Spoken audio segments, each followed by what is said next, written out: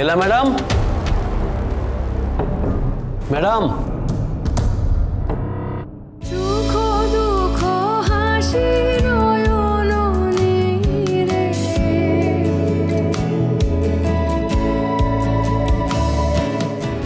নেই বোধহয়, দরজাটা বন্ধ করে দিই।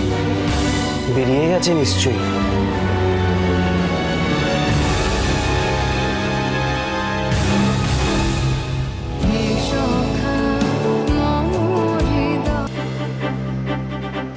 কি গানটা অফ হয়ে গেল কেন?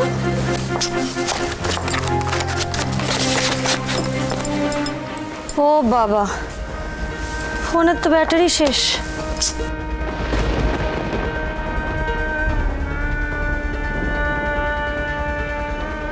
তাহলে কি বৃষ্টি আসবে?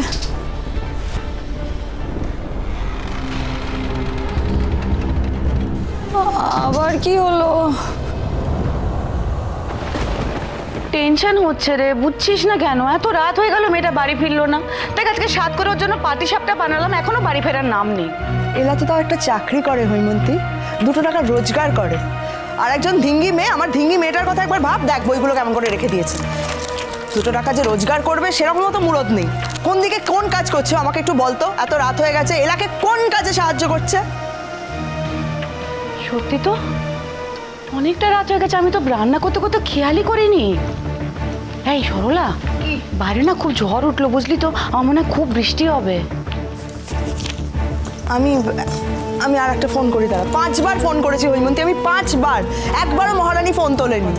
দাঁড়া করছি, দেখি দয়া করে ফোনটা তোলে কিনা। ভালো লাগে না।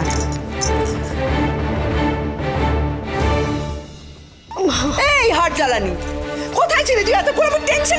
ঠিক আছে, বুঝেছি, আমি একটু দেরি করে ফেলেছি, পরে বকো আমাকে। দিদি, এই দিদি, এদিকে আয়।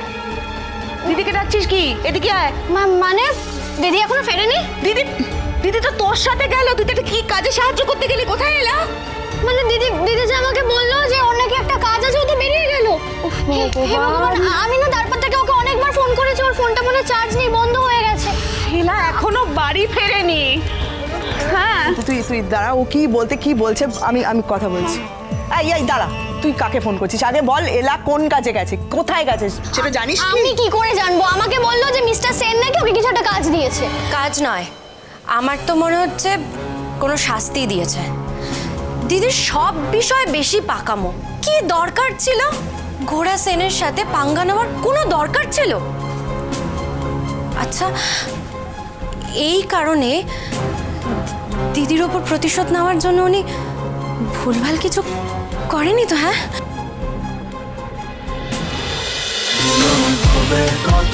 মিলন হবে কতদিনে?